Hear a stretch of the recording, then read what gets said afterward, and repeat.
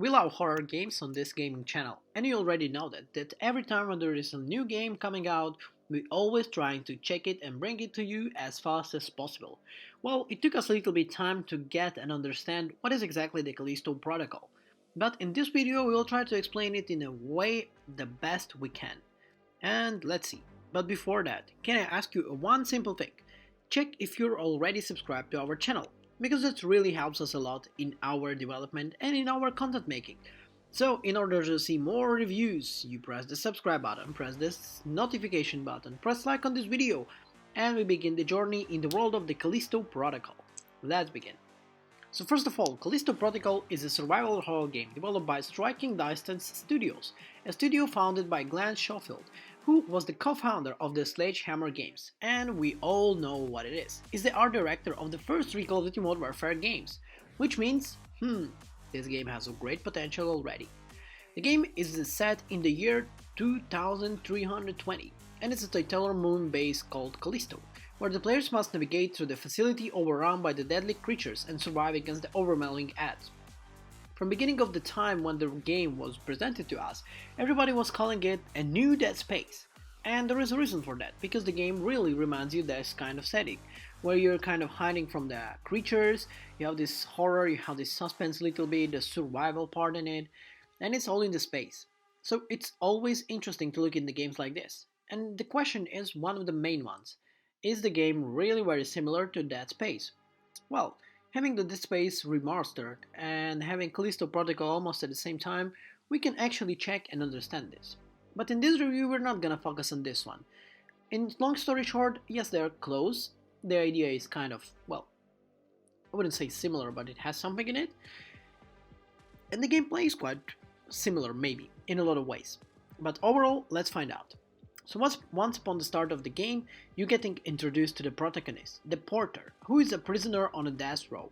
The Porter is offered a chance of redemption by participating in a secret program called the Callisto Protocol, which involves him being sent to the abandoned moon base called Callisto, which we already know, and it's a real valuable artifact that is lost there.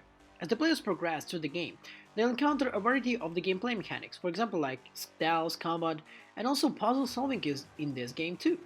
The game also features a branching narrative, allowing the players to make choices that can affect the story and lead to different endings. Yes, there is a lot of different endings in Callisto Protocol. Being honest with you, we just finished it 3 times. 2 times we got a different one, and I feel like the one time we did a lot of different things, but we had the same outcome. So, well, maybe in the time when we're gonna have the composition between Dead Space and Callisto, there's gonna be a winning point maybe for Callisto, you don't know. Anyway, one of the standout features in the game is its atmosphere. The game does an excellent job by creating a creepy and tense atmosphere with the jump scares and intense action around every corner. The setting of the abandoned moon base also adds this overall atmosphere, as the player explores dark and abandoned corridors and encounter the strange and terrifying creatures. The creatures in the Callisto Protocol are a very highlight of the game. There are a variety of different enemies that the players will encounter, each of their own unique abilities and behaviors. Yes, in this time, it's kind of reminding you already of the Dead Space. Some enemies are fast and agile, while the others are slow, but really very powerful. There are situations where you could die just by one punch, and you cannot do anything with them. Players will need to adapt their tactics to use their environment in disadvantage in order to survive against these kind of deadly foes. The gameplay is also very fast-paced and intense, with players having to constantly be on their toes in order to survive. There is also a really big variety of the weapons in the game, including firearms and melee weapons, which players can use to fend off the creatures that inhabit the base. Players have options to utilize the stealth to avoid the combat, which can be useful in certain situations. In addition to combat and stealth, players will also need to solve puzzles in order to progress through the game. These puzzles range skills from the object manipulation or more complex challenges that require players to use their wits and problem-solving skills. One of the standout elements of the Callisto Protocol is its story, obviously.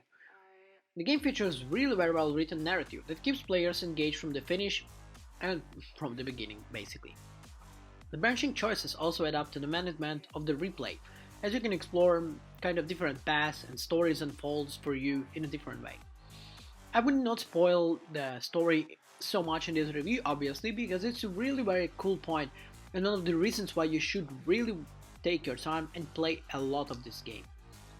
So, if we kind of put it to all together, is the story one of the